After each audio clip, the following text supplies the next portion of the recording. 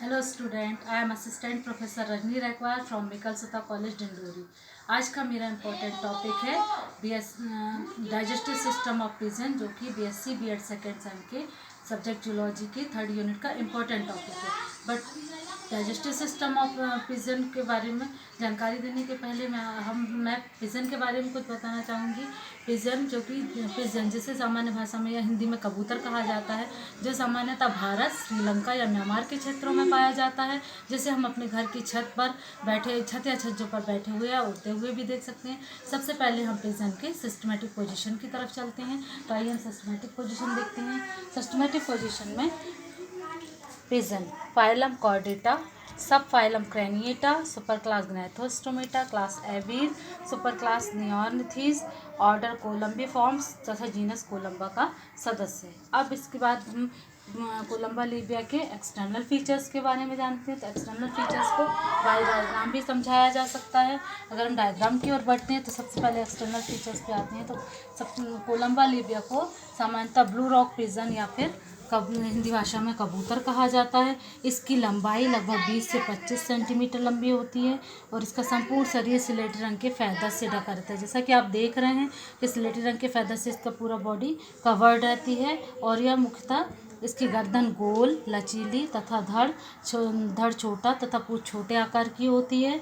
और इसकी यह सामान्यतः कीड़े मकोड़े, छोटे अनाज के ठोस दानों को खाकर अपना जीवन निर्वाह करता है। ठीक है, अब हम इसकी बॉडी स्ट्रक्चर की तरफ चलते हैं। तो बॉडी स्ट्रक्चर में इसकी गर्दन गोल होती है, जिसमें एक आर्नी चोंच पाई जाती है और चोंच छोटी तथा मुड़ी हुई। चोंच के आधारी भाग पर एक नासिका रंध्र होता है। नासिका रंध्र के ऊपर का भाग उभरा हुआ होता है, जिसे नेजल सैरी कहा जाता है और नेजल सैरी कहा जाता है। ये देखिए, नेजल सैरी दिखाई दे रहा है। इसके बाद नेत्र गोल तथा बड़े गतिशील पलकों के अतिरिक्त इसकी आंखों के ऊपर गतिशील पलकें पाई जाती हैं। इसके अलावा इनकी आंखों पर एक निक्टेटिंग मेम्ब्रेन पाई जाती है, जो इनकी आंखों की रक्षा करती है। इसके बाद पंख सुविकसित होते हैं और पंखों के सुविकसित या वेल डेवलप्ड होने के कारण ये काफ़ी लंबे समय तक उड़ान भरने में सक्षम होती है। अब हम इनके पैरों की तरफ आ जाते हैं। तो इनके पश्चपाद पूर्णतः सुविकसित होते हैं और सुविकसित होने के साथ साथ इनके पैरों में स्केल्स पाए जाते हैं। स्केल्स के अलावा इनके पैर की अंगुली में 4 उंगलियां होती हैं, जिनमें क्लॉज पाए जाते हैं, जो कि किसी भी बेस को पकड़ने में सहायक होती हैं। इसके बाद हम एक्सटर्नल फीचर्स के बाद जब आगे बढ़ते हैं तो डाइजेस्टिव सिस्टम ऑफ पिजन का डाइजेस्टिव सिस्टम यदि हम डायग्राम से देखें तो डायग्राम से पिजन के डाइजेस्टिव सिस्टम में कबूतर का पाचन तंत्र 2 भागों से मिलकर बना होता है। इसका एक भाग एलिमेंट्री कैनाल और डाइजेस्टिव ग्लैंड 2 भागों से मिलकर बना होता है। एलिमेंट्री कैनाल में mouth and buccal cavity, pharynx, oesophagus and crop, stomach, ventriculus और गिजर्ड। फिफ्थ भाग स्मॉल इंटेस्टाइन, और स्मॉल इंटेस्टाइन में 2 भागों में डिस्ट्रीब्यूट होता है, ड्यूोडेनम और इलियम। इसके बाद 6 है लॉन्ग इंटेस्टाइन में रेक्टम और क्लोएका। इस प्रकार से पूरी एलिमेंट्री कैनाल माउथ से स्टार्ट होकर क्लोएका पर एंड होती है। अब हम डाइजेस्टिव ग्लैंड्स की तरफ चलते हैं। डाइजेस्टिव ग्लैंड्स, जो कि जिनसे डाइजेस्टिव जूस का सिक्रेशन होता है, जो कि भोजन के पाचन में सहायक होता है। डाइजेस्टिव ग्लैंड्स में बक्कल ग्लैंड्स पाई जाती है, गैस्ट्रिक ग्लैंड्स पाई जाती है, लीवर पाई जाती है और पैंक्रियाज पाया जाता है, जिसका अध्ययन हम आगे के टॉपिक में करेंगे। अब हम आते हैं डाइजेस्टिव ग्लैंड के डायग्राम की तरफ। तो डाइजेस्टिव सिस्टम का डायग्राम समझने के लिए हम डाइजेस्टिव सिस्टम का डायग्राम देखते हैं। डाइजेस्टिव सिस्टम के डायग्राम में सबसे पहले शुरुआत होती है आहार नाल से। आहार नाल जो सबसे पहला भाग कहलाता है। आहार नाल, कबूतर की आहार नाल लंबी, ट्यूब्यूलर तथा कुंडलित होती है। कुंडलित रचना होती है, जो मुंह से प्रारंभ होकर पीछे क्लोएका तक छिद्र द्वारा बाहर खुलती है। इसका पहला पार्ट होता है माउथ एंड बक्कल कैविटी, जो कि सबसे शुरू का भाग होता है।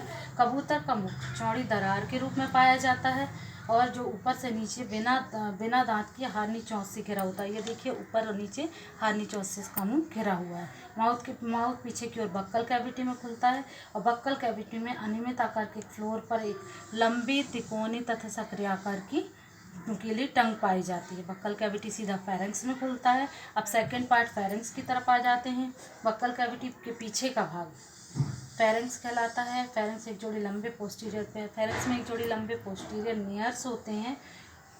पोस्टीरियर नियर्स के ठीक पीछे यूस्टेकियन ट्यूब का छिद्र होता है। फेरेंक्स की तली पर एक अंडाकार छिद्र पाया जाता है जिसे ग्लॉटिस कहते हैं। इस ग्लॉटिस के द्वारा फेरेंक्स पीछे की ओर इसोफेगस में खुलता है। इसोफेगस, ये जो कि लंबी नलिका दिखाई दे रही है आपको, इसोफेगस फेरेंक्स पीछे की ओर लंबी, लचीली एवं मोटी दीवार की एक नली में खुलता है जिसे इसोफेगस कहते हैं। यह पीछे की ओर गर्दन से होता हुआ आमाशय में खुल जाता है।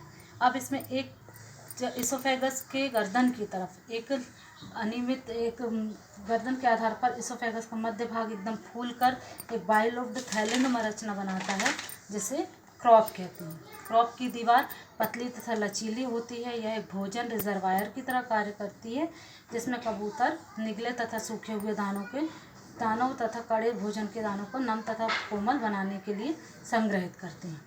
मेल तथा फीमेल दोनों में क्रॉप की आंतरिक स्तर की एपिथेलियम सेल्स रिप्रोडक्टिव पीरियड में, जब इनका प्रजनन काल होता है उस समय मेल और फीमेल दोनों में ये आंतरिक स्तर की एपिथेलियम मोटी होकर लिपिड के साथ स्क्वेमस सेल में रूपांतरित होकर अपने शिशुओं को पिलाने के लिए पिजियन मिल्क या क्रॉप मिल्क का सीक्रेशन करते हैं। कबूतर का इस सीक्रेट क्रॉप मिल्क को अपने शिशुओं को फीड कराने के लिए अपनी चोंच के द्वारा उनके मुख में उड़ेल देता है। क्रॉप के पीछे इसोफेगस पुनः एक मोटी दीवार के या नलिका के रूप में होता है जो अपने पश्च सिरे द्वारा स्टमक में या आमाशय में खुलता है। आमाशय पे, अब हम आमाशय पे आते हैं तो आमाशय स्पष्ट रूप से दो भागों में बटा होता है।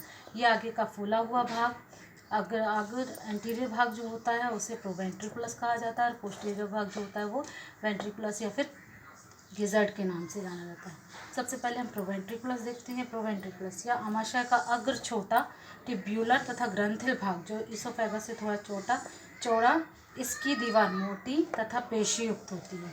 इसके अंदर गैस्ट्रिक ग्लैंड पाई जाती हैं जो भोजन पचाने के लिए गैस्ट्रिक जूस का सीक्रेशन करते हैं। इसके दाईं ओर एक ओवल एवं लाल रंग की रचना जिसे स्प्लीन कहते हैं, ये स्प्लीन दिखाई दे रही है, स्प्लीन कहते हैं, पेरिटोनियम के द्वारा इससे जुड़ी रहती है। यह कार्डियक आमाशय के तुल्य माना जाता है। जनरली किसी भी एनिमल्स में एलिमेंट्री कैनाल माउथ से स्टार्ट होकर एनस पे एंड होती है जिसमें स्टमक के 3 पार्ट्स होते हैं, कार्डियक, पाइलोरिक और फंडिक। बट पिजन में 2 ही भाग होते हैं जिसमें पहला भाग जो प्रोवेंट्रिकुलस जिसे कार्डियक के समतुल्य माना जाता है और दूसरा भाग वेंट्रिकुलस जिसे फंडे के समतुल्य माना जाता है। प्रोवेंट्रिकुलस गिजर्ड के कार्डियक ओपनिंग के द्वारा खुलता है। अब वेंट्रिकुलस या गिजर्ड आमाशय का पश्च भाग होता है जो पाइलोरिक आमाशय के समतुल्य होता है। इसकी दीवार मोटी, अधिक पेशी होती है। इसकी दीवार की पेशियां 2 टेंडन पर केंद्रित रहती हैं। गिजर्ड की गुहा सक्रिय एपिथेलियम से आश्रित रहती है। इसकी जो वॉल होती है वो सक्रिय एपिथेलियम से आश्रित रहती है जो मोटी हानि पीले रंग की होती है। गिजर्ड की गुहा में छोटी छोटी कंकड़ियाँ पाई जाती हैं जो भोजन को तोड़ने या पीसने में सहायक होती है। इस प्रकार ये जो गिजर्ड होती है, गिजर्ड एक शक्तिशाली चक्की की तरह कार्य करता है। गिजर्ड अपने पीछे की तरफ एक छोटी आँख में एक वाल्व द्वारा खुलता है जिसे पाइलोरिक वाल्व कहते हैं। ठीक है, अब पाइलोरिक वाल्व के द्वारा स्टमक ड्यूडेनम में आ जाता है स्मॉल इंटेस्टाइन। कबूतर में छोटी आंत की लंबाई 75 सेंटीमीटर होती है जो अग्र ड्यूडेनम तथा पश्चिलियम में विभाजित होती है। ये ड्यूडेनम या छोटी आंत का प्रथम तथा अग्रभाग है। गिजर्ड का पाइलोरिक ओपनिंग ड्यूडेनम में खुलता है। यह स्पष्ट रूप से यू आकार की नलिका होती है। ये देखिए यू आकार की नलिका दिखाई दे रही है आपको, जिसकी दोनों भुजाओं के मध्य पैंक्रियास स्थित होते हैं। ये बीच में पैंक्रियास दिखाई दे रहा है। ड्यूडेनम में 3 पैंक्रियाटिक डक्ट, ये 3 पैंक्रियाटिक डक्ट तथा 2 बाइल डक्ट आकर मिलते हैं। सेकेंड पार्ट कहलाता है इसका इलियम ड्यूडेनम के पीछे का भाग इलियम कहलाता है। यह एक लंबी कुंडलित तथा 1 से व्यास की नलिका होती है। इसके अंदर के एपिथेलियम में ऐसे छोटे छोटे अंगुली के आकार के इस तरह के विलाय या प्रवर्ध पाए जाते हैं जो आंतरिक सतह पर भोजन के अवशोषण की दर को बढ़ा देते हैं। अब हम जब इलियम से आगे चलते हैं तो हम पहुंचते हैं लार्ज इंटेस्टाइन पर। इलियम आगे जाकर लार्ज इंटेस्टाइन में खुलता है। लार्ज इंटेस्टाइन इलियम के पीछे का भाग और लार्ज इंटेस्टाइन का अग्रभाग दोनों के संधि स्थल पर एक जोड़ी छोटे नुकीले रेक्टल सीकी पाए जाते हैं। सेक्शुअल सीकी स्थित होती है जो पचे हुए भोजन में से कुछ जल का अवशोषण करते हैं। कबूतर की बड़ी आंत बहुत छोटी होती है क्योंकि इसमें फीकल प्रोडक्ट जो होता है वो बहुत ही कम मात्रा में बनता है। या आगे जाकर रेक्टम तथा पीछे की ओर क्लोएका में विभाजित हो जाता है। रेक्टम पार्ट्स, ये जो देखिए रेक्टम पार्ट्स दिखाई दे रहा है। रेक्टम में यह 4 सेंटीमीटर लंबी नलिका होती है। इसका व्यास इलियम के बराबर होता है। यह पश्च सिरे पर एक स्पिंकटर ओपनिंग होती है जिसके द्वारा ये क्लोएका में खुलता है। क्लोएका, यह बड़ी आंत का अंतिम भाग क्लोएका कहलाता है और यह बड़ा तथा स्पष्ट चैम्बर होता है जो अंदर की तरफ 3 भागों में विभक्त हो जाता है। पहला भाग कार्पोडियम कहलाता है। कार्पोडियम जिसमें रेक्टम खुलता है। यूरोडियम जिसमें मध्य भाग, यूरोडियम जिसमें यूरेटस तथा जनन नलिकाएं खुलती हैं। और लास्ट पार्ट जो होता है वो प्रोक्टोडियम कहलाता है जो शरीर के बाहर क्लोएकल छिद्र द्वारा खुलता है। ठीक है, ये तो हुआ फिशन का डाइजेस्टिव सिस्टम। अब इसके बाद हम इसकी डाइजेस्टिव ग्लैंड्स की तरफ बढ़ते हैं। डाइजेस्टिव ग्लैंड्स में सबसे पहले आती हैं म्यूकोबक्कल ग्लैंड्स या बक्कल ग्लैंड्स, जो कि फिशन के माउथ में पाई जाती हैं। जो टंग के ऊपरी और निचले भागों में बक्कल ग्लैंड्स पाई जाती है। चूँकि इसमें म्यूकस ग्लैंड नहीं पाई जाती हैं, म्यूकस ग्लैंड का अभाव होता है, इसलिए सलाइवरी ग्लैंड नहीं पाई जाती। सलाइवरी ग्लैंड का अभाव होता है इसलिए म्यूकस ग्लैंड पाई जाती हैं जो कि भोजन को गीला करने का कार्य करती हैं। सेकेंड है gastric gland. Gastric gland proventriculus के कैविटी के एपिथेलियम स्तर पर अनेक गैस्ट्रिक ग्रंथियाँ स्थित होती हैं जो कि गैस्ट्रिक रस के साथ पैप्टिक एंजाइम का भी स्त्रावन करती हैं। अब तीसरी आती है लीवर। कबूतर का लीवर एक ठोस गहरे लाल रंग की बाइलोब्ड रचना होती है। ये देखिए लीवर दिखाई दे रहा है। बाइलोब्ड रचना होती है जिसमें से एक दायां और बाएं लोब में विभाजित होता है। दायां लोब जो होता है वो बाएं लोब की अपेक्षा बड़ा होता है। बाएं लोब की बाइल डक्ट जो होती है वो ड्यूडेनम के प्रॉक्सिमल पार्ट में तथा दाएं लोब की बाइल डक्ट जो होती है वो ड्यूडेनम के डिस्टल पार्ट में खुलती है।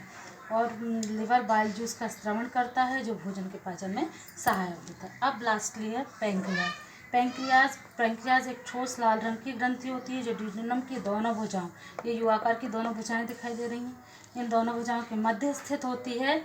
इनमें से 3 पैंक्रियाटिक डक्ट 1 2 3 3 पैंक्रियाटिक डक्ट निकलकर ड्यूडेनम की डिस्टल भुजा में खुलती हैं। इनमें पैंक्रियाटिक जूस का स्त्रवण होता है जिनमें भोजन के पाचन के लिए बहुत सारे एंजाइम्स होते हैं।